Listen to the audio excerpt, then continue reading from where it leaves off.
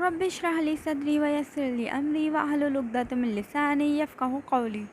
बिस्मिल्लाहिर्रहमानिर्रहीम। अस्सलामु अलैकुम वरहमतुल्लाहि वबरकातुहू।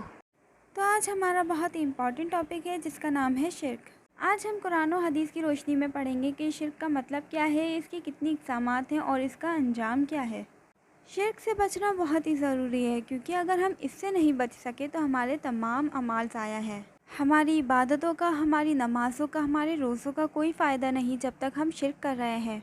तो चलिए, इससे पहले हम इस टॉपिक की तरफ बढ़ें उससे पहले मेरे चैनल को सब्सक्राइब कर दीजिए और बेल आइकन के बटन को प्रेस कर दीजिए जिससे मेरे न्यू आने वाली वीडियोस आप तक पहुंच जाएंगी। वीडियो को लाइक कीजिए और से ज़्यादा शेयर कीजिए ताकि हम और लोगों को भी इस कबीरा गुनाह से बचा सकें। तो चलिए बढ़ते हैं अपने टॉपिक की तरफ। क्या आप लोगों को पता है कि शिर्क किसे कहते हैं? शिर्क का मतलब है शिरकत करने को, मिलाने को, साथ करने को या हिस्सा देने को, यानी अल्लाह के साथ किसी और को शरीक करने को, उसकी इबादत करने को, उससे उतनी ही मोहब्बत करने को जितनी कि अल्लाह से करते हैं हम। हमें ख़ुद से सवाल करना चाहिए कि क्या हम अल्लाह पे भरोसा नहीं रखते?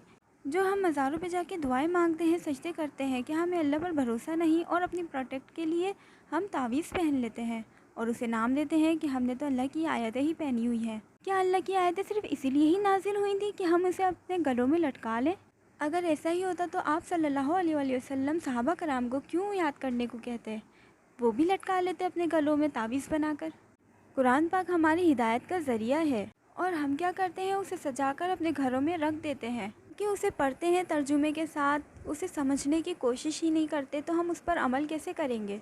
कुरान हमारी हिदायत के लिए उतरा है, ना कि घरों में सजाने के लिए। यही हमें आखिरत में जन्नत तक लेकर जाएगा और लड़ेगा हमारी निजात के लिए। कुरान पाक में एक जगह आता है कि हम पर वो रिस्क हराम है जिस पर अल्लाह के नाम के सिवा किसी और का नाम लिया जाए।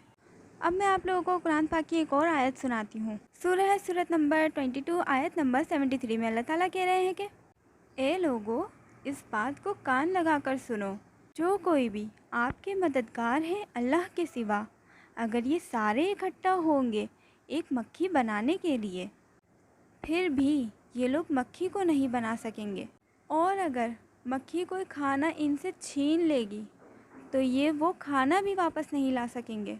कमज़ोर हैं वो लोग जो गलत खुदा की इबादत करते हैं, और कमज़ोर लोग हैं वो जिसकी इबादत करते हैं।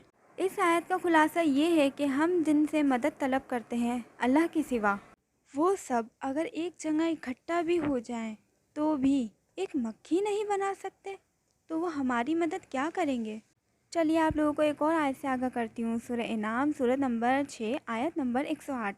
जो इंसान गलत खुदा की इबादत करते हैं आप इनको गाली ना दो, वरना ये लोग जहालत में अल्लाह को गाली देंगे, नाउज़ुबिल्लाह। इसी तरह सूरह यूसुफ की आयत नंबर 106 में अल्लाह ताला फरमाते हैं कि ए मोहम्मद सल्लल्लाहु अलैहि वसल्लम, आप देखोगे कि अक्सर लोग ईमान के दावे के बावजूद सिवाय शिर्क के कुछ भी नहीं करते। यानी अल्लाह पर ईमान का दावा तो करते हैं लेकिन सिवाय शिर्क के और कुछ भी नहीं करते। अगर हम खुद पे गौर करें तो कहीं हमारा मामला भी कहीं ऐसा तो नहीं है कि हम अल्लाह पर यकीन तो रखते हैं लेकिन किसी और के नाम का खा भी लेते हैं और डायरेक्ट अल्लाह से मदद मांगने के बजाय किसी और को ज़रिया बना लेते हैं, उसके आगे सजदे करते हैं, उससे दुआएं मांगते हैं। अल्लाह की आयतों को समझकर उस पर अमल करने के बजाय उसे अपने घरों में सजा लेते हैं। तो चलिए अब मैं आप लोगों को शिर्क के अंजाम से आगाह करती हूँ। सूरह माइदा में आया है कि गुनाहों में सबसे बड़ा गुनाह शिर्क है। जिसने भी शिर्क किया अल्लाह ने इस पर जन्नत हराम कर दी, इसका ठिकाना सिर्फ जहन्नुम है और ऐसे जालिमों को उस दिन कोई मददगार नहीं मिलेगा। तो इस बात से हमें बहुत मोहतात रहना चाहिए कि हमें जाने अनजाने में भी शिर्क नहीं करना, क्योंकि शिर्क हमारे पैदाइश के मकसद को ही ख़त्म कर देता है। तो मरने से पहले लाजमी हमें शिर्क से तौबा करनी है और आइंदा ना करने की कसम खा लेनी है, क्योंकि मरने से पहले अगर हमने शिर्क से तौबा ना की तो हमारा ठिकाना सिर्फ़ और सिर्फ जहन्नुम ही होगा। अल्लाह ताला हम सबको नेक हिदायत दे और सीधे रास्ते पर चलने की तौफीक अता फरमाए, आमीन।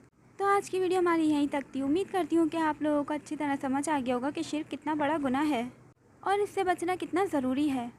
तो चलिए नेक्स्ट वीडियो में फिर मिलते हैं। Thanks for watching my videos. मुझे बस आप लोगों का बहुत सारा सपोर्ट चाहिए और अगर मुझसे कोई मिस्टेक हो गई हो तो प्लीज़ उसे इग्नोर कर दिएगा। दुआ में याद रखिएगा। जज़ाकल्लाह। अल्लाह हाफ़िज़।